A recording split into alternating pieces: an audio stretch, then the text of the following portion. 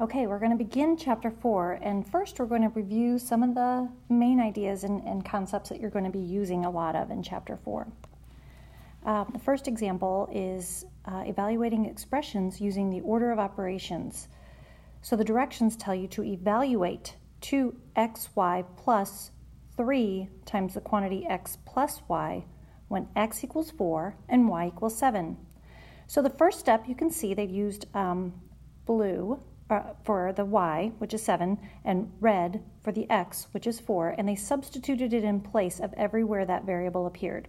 So substitute 4 for x and 7 for y. Then, using order of operations, you can go ahead and just multiply left to right for the first term, because you have 2 times 4 is 8, and then again we would do 8 times 7, and you can see that simplified as 56. And then you'll want to go ahead and do what's in the parentheses first, because that's the order of operations, would have you simplify that. Or you could distribute the 3, but adding, since they're both numbers now, not variables, 4 plus 7 is 11. And then finally take 3 times 11. Because you want to multiply first. Don't forget, order of operations are to do parentheses, any kind of exponents, multiplication and division. These are done left to right, so you kind of do those in the same step. And then finally, addition, subtraction, left to right. Okay, so sometimes you remember it as Pemdas. So if you need to write that down, go ahead. But just remember that at this step, multiplication, division is left to right. Addition, subtraction is left to right. It doesn't mean multiplication's always before division, and addition's not always before subtraction. It's just you do those at the same time, left to right. Okay, so in this case, then the final thing left to do is add 56 plus 33, and the final answer is 89. So let's try a couple. On your paper, you have these, and so be really careful when you have negatives, where it's going to be. So let's see, the first one we have negative 8, and we're going to substitute in the 1/4 for A and 6 for B. Now these parentheses mean multiplication. So left to right, we could be multiplying negative 8 times a 4th. When you do this, you can simplify because 4 goes into itself once and into negative 8 2 times. So negative 2 times 6 is negative 12. In the next problem, we'll take 16 times a squared. Well, a is 1/4, so we want to square 1/4. And then we're going to subtract from that 4 times 6. Excuse me. So if we square the 1 and square the 4, we would have 16 times 1 over 16. And 4 times 6 can be simplified as 24.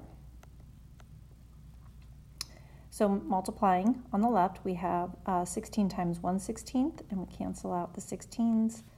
So we'll get 1 minus 24 as our final step, and negative 23 is our answer. Okay, we're going to continue with this, and in number 3, it shows that we need to substitute in a b in the numerator and an a and then square it in the denominator. So we're going to keep things where they are. So 5 times 6, if I'm substituting in the 6, and put that over 32 times 1/4. The only thing being squared is the a. Now we just got done doing that in the previous example, so we know that 1/4 squared is 1/16. So simplify the numerator as 30, and then we can go ahead and simplify the 1/4 squared, so 32 times 1/16, and then simplify the denominator. 16 goes into itself once, and it goes into 32 twice, so we have 30 divided by 2, and then the final step, once you've simplified the numerator and simplified the denominator, you can divide, and that would be 15. Final problem, number 4. 12 times 1/4 plus, and then in parentheses, 6 minus 1/4 minus 4. So because we have addition, subtraction with a fraction, it's going to be best if we get a common denominator.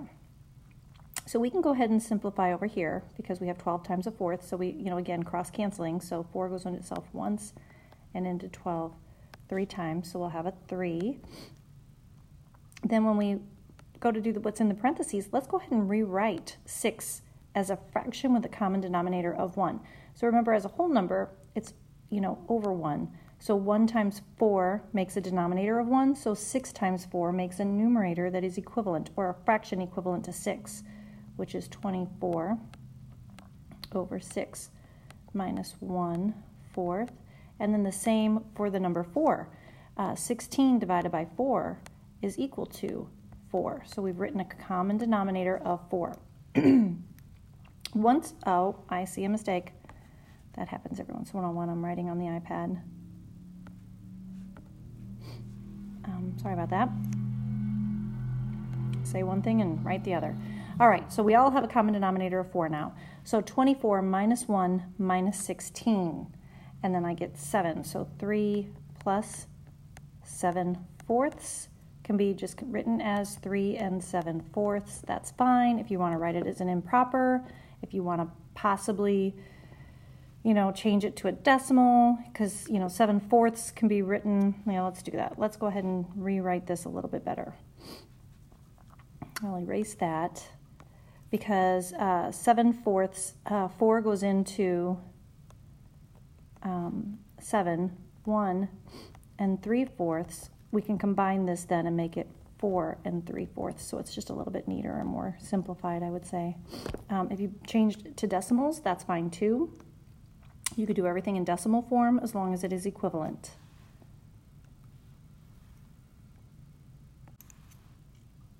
Okay, the next example is going to be plotting points. So in example 2, you can see write the ordered pair that corresponds with point U. So you find U on the coordinate plane right here. You are right here. Point U is 3 units to the left of the origin and 4 units down. So the x-coordinate, remember we write the ordered pair in an x, y formation. It's like a direction. So we have -3, -4. And in example 3, which point is located at 5, -2? So that 5's positive, so from the origin to the right 5 and down 2. So the answer would be T. Point T is located at 5, -2. So we'll try some in the next example. Write the ordered pair that corresponds with point Q. So I can see Q is right here. And when I'm at the origin, I look to see which way I go left or right first, and I notice that I don't go left or right at all. So if I go 0 places to the left, my x-coordinate is 0, and 0 places to the right. So I did not move left or right, so x is equal to 0. And then for y, that's in the up and down direction, y went up 4, which is a positive direction, so +4. So 0, 4 for point Q. What is the ordered pair for point P? And that's over here. So at the origin, I go to the right 4. Since I went to the right, it's a +4, and I write that first. And then up 2, up is in a positive direction, so 4, 2.